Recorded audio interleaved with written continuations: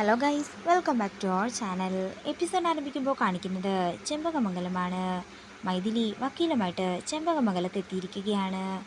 എൻ്റെ മോളെ കൊണ്ടുപോകാനാണ് ഞാൻ വന്നത്. അതിനുള്ള കോർട്ട് ഓർഡറൊക്കെ ഞങ്ങളുടെ കയ്യിലുണ്ടെന്ന് വക്കീൽ കൂടി പറയുമ്പോൾ ഇത് കേട്ട് എല്ലാവരും ഞെട്ടലോടെ നിൽക്കുകയാണ്. നിന്റെ വിളച്ചിലൊന്നും ചെമ്പകമംഗലത്ത് നടക്കില്ലെന്ന് പറഞ്ഞുകൊണ്ട് ജഗദീഷ് മൈഥിലിയെ പിടിച്ചു വലിച്ചു പുറത്തേക്ക് കൊണ്ടുപോവുകയും മുറ്റത്തേക്ക് വലിച്ചെറിയുകയും ചെയ്യുന്നു. അതേസമയം തന്നെയാണ് സാഹിറയും മറ്റൊരു ജീപ്പ് നിറയെ പോലീസുകാരും ചെമ്പകമംഗലത്തേക്ക് എത്തുന്നത്. ഇത് കാണുന്ന മൈഥിലി ചിരിച്ചുകൊണ്ട് എഴുന്നേറ്റ് നിൽക്കുന്നു. തുടർന്ന് വക്കീൽ പറയുകയാണ്, മേഡം, ഞങ്ങളുടെ കയ്യിൽ കോർട്ട് ഓർഡർ ഉണ്ട്. കുഞ്ഞിനെ കൊണ്ടുപോകാനാ ഞങ്ങൾ വന്നതും. പക്ഷേ ഇവിടെയുള്ളവര് അത് സമ്മതിക്കുന്നില്ല. ഇപ്പോൾ കണ്ടില്ലേ, മൈഥിലിയെ തന്നെ ഇവര് പിടിച്ച് തള്ളുകയാണ് ചെയ്തത് എന്നൊക്കെ കേൾക്കുമ്പോൾ സാഹിറ പറയുകയാണ്, കൊള്ളാലോ ജഗദീഷേ, ഞാൻ വിചാരിച്ച പോലെ അത്ര നിസ്സാരക്കാരനല്ലല്ലോ നീ. എന്നാൽ നമുക്കങ്ങ് പോയാലോ എന്ന് ചോദിച്ചുകൊണ്ട് കൈവിലങ്ങെടുത്ത് പുറത്തേക്ക് കാണിക്കുകയാണ് സഹീറ. എന്നെ എന്തിനാ നിങ്ങൾ അറസ്റ്റ് ചെയ്യുന്നതെന്ന് പറയാതെ ഞാൻ ഇവിടുന്ന് വരില്ലെന്ന് ജഗദീഷ് പറയുമ്പോൾ, നിന്റെ ലോറി ഇടിച്ച ഒരാൾ മരിച്ച കാര്യം നീ അറിഞ്ഞായിരുന്നോ എന്നും അതിനുവേണ്ടിയാണ് നിന്റെ അറസ്റ്റ് എന്ന് പറഞ്ഞുകൊണ്ട് ജഗദീഷിനെ അറസ്റ്റ് ചെയ്തുകൊണ്ട് അവിടെ നിന്ന് പോവുകയാണ് സഹീറ. കൂട്ടത്തിൽ മൈഥിലിക്ക് എന്തെങ്കിലും കംപ്ലൈന്റ് ഉണ്ടെങ്കിൽ അതുകൂടി എഴുതി പോലീസ് സ്റ്റേഷനിലേക്ക് എത്തിക്കാനും അതുകൂടി ചേർത്ത് ഇവനുള്ള എഫ്ഐആർ ഞാൻ എഴുതി ഇവനെ കുരുക്കിക്കൊള്ളാമെന്നും സാഹിറ പറയുന്നു. ഇതെല്ലാം കേട്ട് ചിരിച്ചുകൊണ്ട് ജഗദീഷിനെ നോക്കുകയാണ് മൈഥിലി.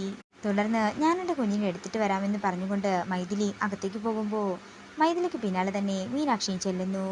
മൈഥിലി, ഞാൻ നിനക്ക് എന്ത് വേണമെങ്കിലും തരാം, കുഞ്ഞിനെ കൊണ്ടുപോകരുത്, വേണമെങ്കിൽ നിന്റെ കാലിൽ പിടിക്കാമെന്ന് പറഞ്ഞുകൊണ്ട് മൈഥിലിയുടെ കാൽക്കൽ വീഴുകയാണ് മീനാക്ഷി. ഇത് കണ്ടുകൊണ്ടാണ് നന്ദിനി അകത്തേക്ക് വരുന്നത്.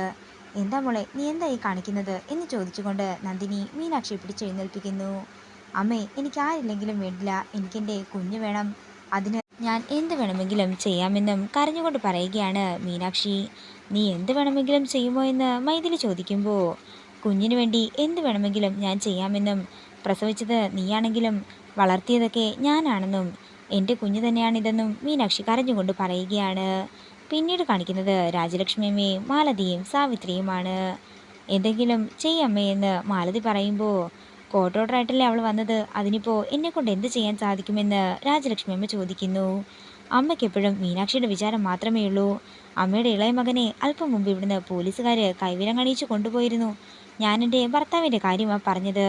ഇവിടെയുള്ള എല്ലാ പ്രശ്നങ്ങൾക്കും കാരണം ആ മീനാക്ഷി മാത്രമാണെന്നും മീനാക്ഷിയെ കുറ്റപ്പെടുത്തിക്കൊണ്ട് മാലതി പറയുമ്പോൾ ദേഷ്യത്തോടെ രാജലക്ഷ്മി അമ്മ പറയുകയാണ്, നിന്റെ ഭർത്താവിനെ പോലീസ് അറസ്റ്റ് ചെയ്തത് എങ്ങനെ മീനാക്ഷി കാരണമാകും? അമ്മേ, അമ്മ തന്നെ ഒന്ന് ചിന്തിച്ചു നോക്ക്. മാലതി പറഞ്ഞതിലും കാര്യമുണ്ടെന്ന് പറയുകയാണ് സാവിത്രി.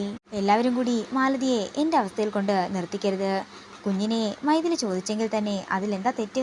മൈഥിലി സമ്മതിച്ചാൽ ജഗദീഷിനെ രക്ഷപ്പെടുത്താമെന്നും കാർത്തിയെ തിരിച്ച് ജോലിയിലേക്ക് എടുക്കാമെന്നും ആ മിനിസ്റ്റർ പറഞ്ഞത് അമ്മ എന്താ മറന്നുപോയോ എന്ന് സാവിത്രി ചോദിക്കുന്നു. നിങ്ങൾ പറ, ഞാൻ എന്ത് ചെയ്യണമെന്ന്? നിങ്ങൾ പറയുന്നത് പോലെ ഞാൻ അനുസരിക്കാമെന്ന് രാജലക്ഷ്മി അമ്മ പറയുന്നു. ഇപ്പൊ നമ്മളെ രക്ഷിക്കാൻ മൈഥിലിയെ കൊണ്ട് മാത്രമേ സാധിക്കൂ. അതുകൊണ്ട് തന്നെ മൈഥിലിയുടെ കാര്യത്തിൽ അമ്മയൊന്ന് കണ്ണടയ്ക്കണം. നിങ്ങൾ സംസാരിക്കുന്നതൊക്കെ ഞാൻ കേട്ടു, അതുകൊണ്ട് ഞാനൊരു കാര്യം പറയാമെന്ന് പറഞ്ഞുകൊണ്ട് വക്കീല് അവരുടെ അടുത്തേക്ക് ചെല്ലുന്നു. കുഞ്ഞിനെ കൊണ്ടുപോകാതിരിക്കാൻ മൈഥിലിക്ക് ചില ഉപാധികളുണ്ട്. അത് നിങ്ങൾ സമ്മതിക്കുകയാണെങ്കിൽ കുഞ്ഞും മൈഥിലിയും എന്നും ഇവിടെ തന്നെ ഉണ്ടാകും. പിന്നീട് കാണിക്കുന്നത് മൈഥിലിയാണ്. മൈഥിലി മീനാക്ഷിയോട് പറയുകയാണ്, എനിക്ക് ഒരേ ഒരു ഉപാധിയേ ഉള്ളൂ. ഞാൻ കുഞ്ഞിനെ കൊണ്ട് പോകാതിരിക്കണമെങ്കിലേ എനിക്ക് കാർത്തിക്കിൻ്റെ ഭാര്യയായിട്ട് ഈ ചെമ്പകമംഗലത്ത് തന്നെ താമസിക്കണം. അതിൽ കുറഞ്ഞതൊന്നും എനിക്ക് വേണ്ടെന്ന് മൈഥിലി പറയുമ്പോൾ ദേഷ്യത്തോടെ മീനാക്ഷി പറയുകയാണ്, പറ്റില്ലെങ്കിലോ? തുടർന്ന് ദേഷ്യത്തോടെ നന്ദിനി പറയുകയാണ്, കാർത്തിക്കിന് ഇനി ആദ്യ ഭാര്യ മൈഥിലി വേണ്ട, ഇപ്പോഴുള്ള മീനാക്ഷി മാത്രം മതി. എന്താണെങ്കിലും ഈ സംഭാഷണം തുടരുന്നത് കൊണ്ട് ഒരു പ്രയോജനവുമില്ല, അതുകൊണ്ട് ഞാൻ പോവുകയാണെന്ന് പറഞ്ഞുകൊണ്ട് അവിടെ നിന്ന് ഇറങ്ങുകയാണ് മൈഥിലി. ഇതോടുകൂടി ഇന്നത്തെ എപ്പിസോഡ് ഇവിടെ തീരുകയാണ്. വീഡിയോ ഇഷ്ടമായെങ്കിൽ മറക്കാതെ ലൈക്ക് ചെയ്യുക, ഷെയർ ചെയ്യുക, കമൻറ്റ് ചെയ്യുക. കൂടുതൽ സീരിയൽ അപ്ഡേറ്റ്സിനായി മറക്കാതെ സബ്സ്ക്രൈബ് ചെയ്യുക.